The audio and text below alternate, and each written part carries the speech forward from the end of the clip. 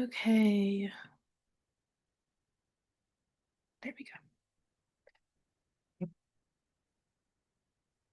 Hello, everyone. I don't know if this is even going to work or not, but I just wanted to hop on here and share some grounding techniques for the extra credit assignment.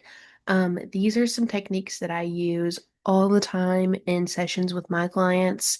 Um, just for context, I work with a lot of clients who have PTSD symptoms, so a lot of like flashbacks and a lot of just emotional distress and trauma. And also like I work with a lot of people who have anxiety as well. And so whenever you're feeling distressed or anxious or, any like dysregulation, grounding techniques are amazing for that. And so really like this has been like my cheat sheet that is like my go-to. I actually found it off of Pinterest. So if anybody is like wondering like where you can find some good like counseling resources, don't overlook Pinterest. It will be your best friend. All kinds of really good resources that can be found on Pinterest. So this is some of the grounding techniques. I'll just kind of go over all of them and then we'll demonstrate a couple of them. Um, so the first one is the 5 4 3 2 1 grounding technique. This is like my holy grail. I use this all the time, probably every session with a client. Like I always want to make sure that they're feeling grounded and all of that. Then is the categories game. This is really good with like your teen clients and like I have a couple clients with like IDDs and we are really good at like doing this.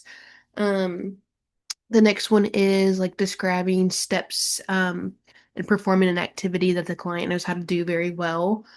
Oh, this one, like I've had a client who was like having an emotional breakdown and like I was just kind of like scrambling my brain to try to figure out how to get her grounded and like go back into her window of tolerance. And like this really helped as well as like the 5 4 3 2 1 method.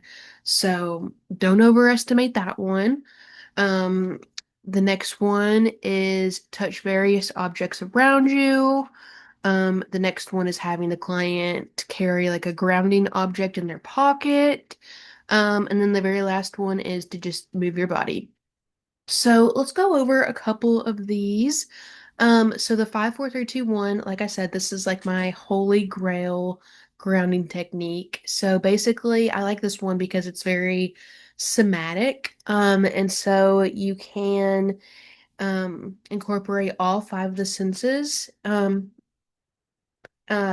help the client to just ground and, go back into their window of tolerance. So what you do, it's the 5 4 3 2 1 method. So you just will look around and you will find five things that you can see, four things that you can feel and touch, and like have them like actually like touch those items. Three things that you can hear, two things that you could smell, and then one thing that you can taste immediately in your environment. So the taste one is always like the hardest one. Sorry, my dog is in here and she's acting up. Okay. So let's do this one together. So if I was going to do this and I'm the client, I would look around my room and find five things that I can see. So right now, and you would actually have the client name these things off to you. So right now I see a dresser, I see my closet, I see a TV, I see a cup in front of me, and I see my notepad. Now let's go to four things that you can feel. I have my blanket, so I could feel my blanket, and you're actually gonna have the client like feel the objects. So I can feel the blanket. I can feel my notepad. I could feel my water bottle. And then my pen. I can feel my pen. Three things that I can hear. Right now, I hear the air humidifier in the background. I can hear. well, I can't right now, but I could hear my dog walking around on the floor. And then I could hear this one's really good because it like makes the client really ground and like pay attention to their environment. But I can, if I'm really quiet and I'm not talking, I can hear the air come out of the vents in my room. So now two things that you can smell. I have a candle going over there, so I could smell the candle, and then I have perfume on, so I can also smell my perfume. And then one thing that I could taste, this one's kind of tricky for the clients. If they don't have like water or snacks or anything with them, um, they can just say like the natural taste in their mouth. But I do have water with me, so I'm just gonna take a sip of water and I could taste that water.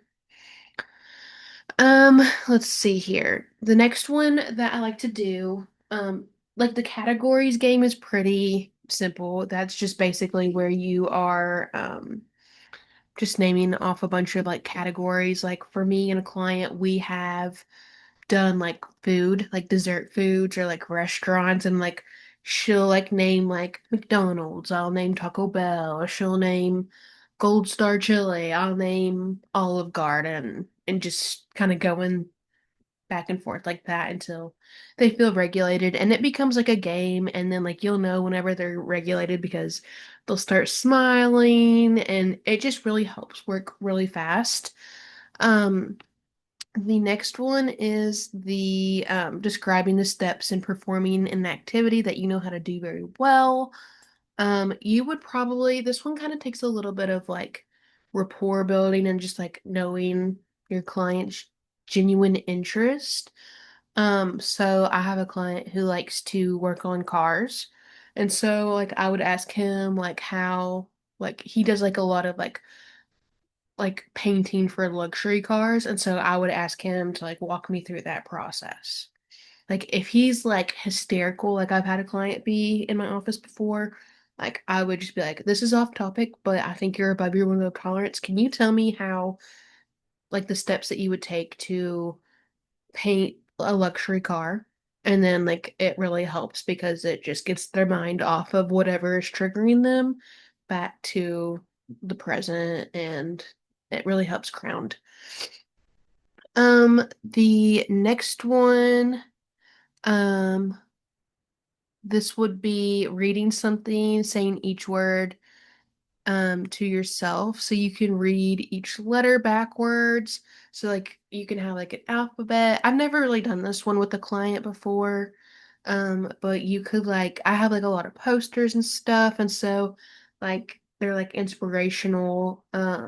And so I could just have them like read that and then like read it backwards, like each word, like from the sentence. Like if I said like the dog walked across the road, like they would start with like road across, dog, walk, and then you know what I'm saying.